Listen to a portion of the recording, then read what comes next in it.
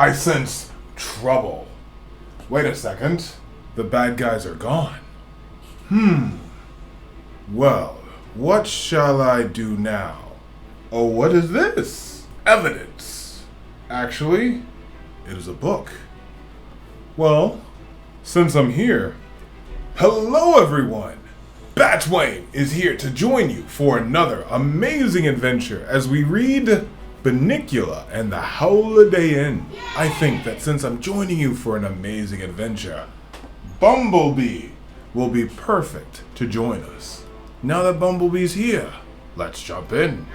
Bunnicula and the Howliday Inn, Chapter 4. The storm gathers. All at once, Louise broke into rapid-fire attack of barking. I wanted to check out Max's reaction, but Harrison's voice startled the thought right out of me. What is going on in here? He asked suddenly, entering into the gate. Everyone froze. What's all this noise? Now calm down, or back into the bungalows you go. Jill appeared next to him, carrying a large bag of garbage. She was panting slightly. What was it? She asked. Oh, nothing. Just a dogfight, I guess, Harrison said. Dogfight, I thought. What a quaint expression. I wonder if people ever had dogfights. As Harrison and Jill turned to go, Jill tripped on a rock I'd seen her trip over before. The bag of garbage flew out of her hand, spilling its contents on the ground. Harrison jumped back as some of the debris landed on his shoe. What a clumsy oaf, he shouted. Can't you do anything right? Jill's face turned red. I could see tears coming to her eyes as she spoke. Well, aren't you Mr. Perfect all of a sudden? She asked, her voice quivering. If you weren't pushing me so hard, I wouldn't be like this in the first place. Maybe if you weren't like this in the first place, Harrison retorted, you wouldn't think I was pushing you so hard. Jill's mouth fell open. After a moment she spoke, and maybe you'd like to work by yourself for the rest of the day. Okay, Harrison replied in a softer tone. I'm sorry, come on. Let's forget about it and clean it up. Jill, sniffling back the tears, knelt in silence and began shoveling the tin cans and bottles back into the plastic bag. I'm sorry too, she said quietly. I'm just tired. It's not your fault. They finished their task in total silence. We all sat motionless, watching them. I guess people do have dog fights, I thought. Just before they went out the gate, Harrison turned back to us. Now keep it down in here. And once again, we were left to ourselves. I turned to Max, but saw that he and Georgette had wandered off. Their hands were very close together. Taxi was watching them too, and he seemed to be annoyed. When he noticed me looking at him, he said, "A fine thing," and walked away in a huff. Suddenly I found myself alone. I could feel a light rain beginning to fall, and the sound of crack of thunder announced that a storm was about to break again. Not knowing what else to do, I handed back to my bungalow, in hopes that Chester might be around to talk. I guess I was so lost in thought, but I never saw him. But when I almost was to my bungalow, I had tripped. Looking down, I discovered that I crossed the path with two long dogs, the likes of which I had never seen before. As politely as I knew how, I spoke. Please forgive me for tripping over you, I said. Not at all, said one. Indeed, it was our fault for... Yes, said the other, for walking in your way. We weren't watching, said the first. Where we were going, concluded the second. There was a moment's silence. I looked them over. They were almost identical, and though one was slightly higher-pitched voice than the other, they spoke as if one mind were encased in two bodies. Their heads did not stop bobbing up and down. I'm Harold, I said. Howard, said one in a lower-pitched voice. He nodded his head once. And Heather, said the other, and she nodded her head crisply. We were out for a stroll, Howard continued, as if he owed me an explanation. We do like to stroll. Of course, Heather here isn't up to... Now, Heather said, cutting off Howard. No need to go into all that, isn't there? She smiled vaguely in my direction. And our conversation drew to a halt. The rain began to come down. More heavily then. I was more than a little relieved to have a reason to excuse myself. Well, yes it was, I began. Yes it was, Howard agreed eagerly. So sorry, we have to run, but... Oh, I understand, I said. But I am not feeling myself, Heather added. Dear, mightn't we... Yes, of course, Howard said to her. There was a look of great concern in his eyes. Goodbye, Harold, he said, as they turned to leave. We will talk again, I am sure. Oh, and Harold... Yes, I asked. Beastly sorry about that noise last night. Frightful what? But we just can't seem to help it, really. Heather finished the sentence for him. Come, dear. Quite was all that Howard said, and then the two of them strolled off, rather more hurriedly, their heads bobbing like pigeons on their way home. Chester, I cried as soon as I saw my friend waiting for me in my bungalow. The rain was really coming down that time. Chester sat licking his paw and staring into the distance. As he did not respond immediately to my calling, I concluded that he was once again in a state of advanced mellowhood. I waited another moment before I spoke again. Guess what? I asked. Chester looked at me through half-layered lids. Harold, you know I hate it when you do that, he said. When I do what? When you say, guess what? He replied with faint disdain. How am I supposed to guess what, when I don't even know where you're coming from? Oh, sorry, I answered. There was a pause. Harold, he said quite after a moment. What? I think we've established I'm not going to guess what, so why don't you just tell me what's on your mind, I have a lot to think about. However, I don't wish to be distracted by your trivia. Oh, I don't think it's trivia, I said, though. I couldn't be sure I didn't know what trivia was. It has to do with the strange dogs I just met named Howard and Heather. They said they were sorry about the noise last night. Do you think that they were the ones? Is that all? Chester said sharply, interrupting me. I figured that out a long time ago. You figured what out? I asked. I hadn't figured anything out, except it was Howard and Heather who had been howling all night. That Howard and Heather are the werewolves. I couldn't help myself. I chuckled at the thought of those two little dogs being werewolves. To me, they were more like sausages with legs, and I told Chester so. Dachshunds, he replied. Gesundheit. I didn't sneeze, Harold. Oh, but you said Dachshunds. Gesundheit. Harold, put the etiquette on the shelf for a minute and listen to me. Howard and Harold are not sausages. They are a kind of dog called dachshunds. Because of their long hair, I am assuming that they are known as wire-haired dachshunds. But you said they were werewolves.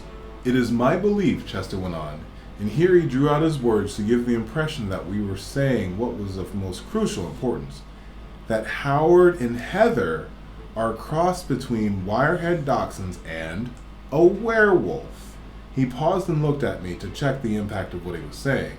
There was none. With a slight tremor in his voice, he added, a most vile and dangerous combination. I yawned. I knew Chester well enough to know when to respond and when to yawn. This was definitely a time to yawn. You don't believe me, do you? Chester asked. Well, it doesn't matter, Harold. This isn't the first time you've chosen to ignore my warnings, and I'm sure it won't be the last. Just let it be said that Howard and Heather are to be watched. If you ask me, I replied, Lyle is the one to watch. Now there's a basket case. Chester agreed that Lyle was worthy of observation, for he too had witnessed the scene earlier with Louise. Indeed, he concluded, I'd say all of the guests at this establishment deserve our careful attention. There is an undercurrent of tension here, Harold. He looked at the pouring rain and the darkening sky, an undercurrent that will one day erupt with a sudden and terrible force. There was a loud explosion of thunder. I jumped. The storm gathers, Chester commented dryly as I landed. What shall we do? I asked. Nothing to do but wait. He lay down and closed his eyes. Meanwhile, I'm going to get some sleep while I can. Mind if I join you? I asked, not wanting to be alone. Not at all, Chester said, making room for me next to him on the rug. I was thinking how hospitable he was being. Then I realized that we were in my bungalow. Just one favor, Harold. What was that, Chester? When you dream, yes? Try not to smack your lips all the time, will you? Drives me crazy. So promising, I fell into deep sleep. The next thing I remember was a deafening crash of thunder that awakened us. Chester jumped up and ran to the door. It's dark, he cried. Max and Taxi were in the center of the compound barking loudly. What's going on? I called out. They're late with dinner, Max responded. He and Taxi began barking as Georgette ran out and joined them. I noticed how she curled up next to Max's side, and immediately my heart ached for Louise. Since my attention went rather quickly to my stomach, however, my heart didn't ache for long. What do you think was happened? I asked Chester. I can't go without food. Dogs aren't meant to be starved. Cats are different. Cats can live off their own fat, but dogs are... Try living off the fat of your brain, Chester said, cutting me off.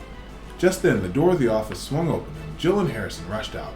Jill was wearing an orange slicker, and Harrison carried an umbrella that quickly turned itself inside out, doing neither him nor our dinners any good.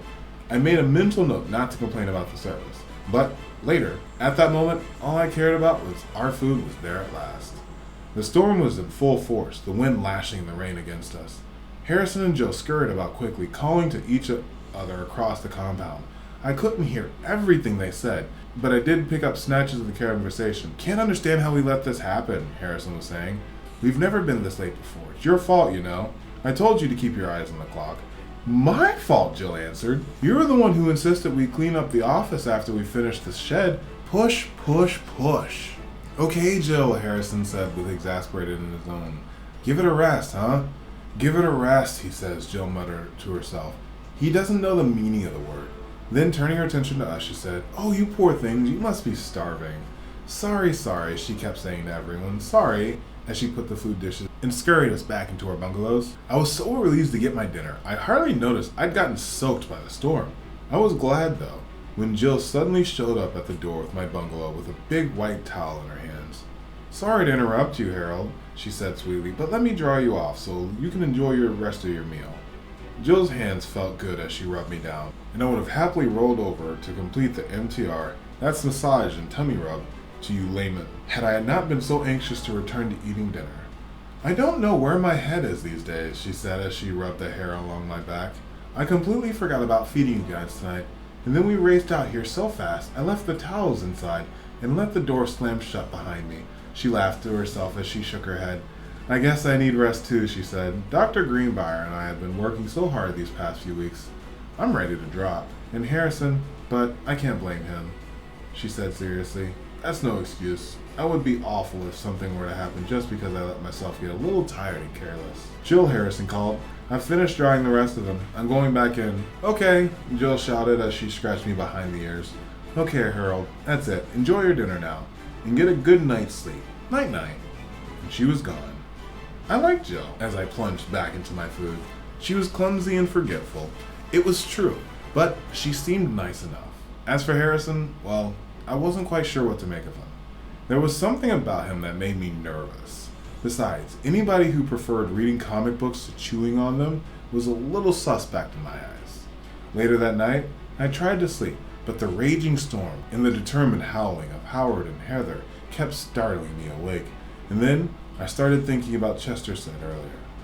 What were the exact words? Something about the undercurrent of tension that would one day erupt into a terrible force. What could he mean? Little did I imagine, tossing and turning in my sleep, that the terrible eruption Chester had predicted had already occurred. Oh wow! As a superhero, I am very interested in what's to happen next. What do you think, Bumblebee? I enjoy that too. Thank you for joining us, and we'll see you again. And we'll see you again here on Wayne Reads. Thank you for joining me, Batwayne, for another great adventure. We'll see you on the next adventure, okay? Bye-bye.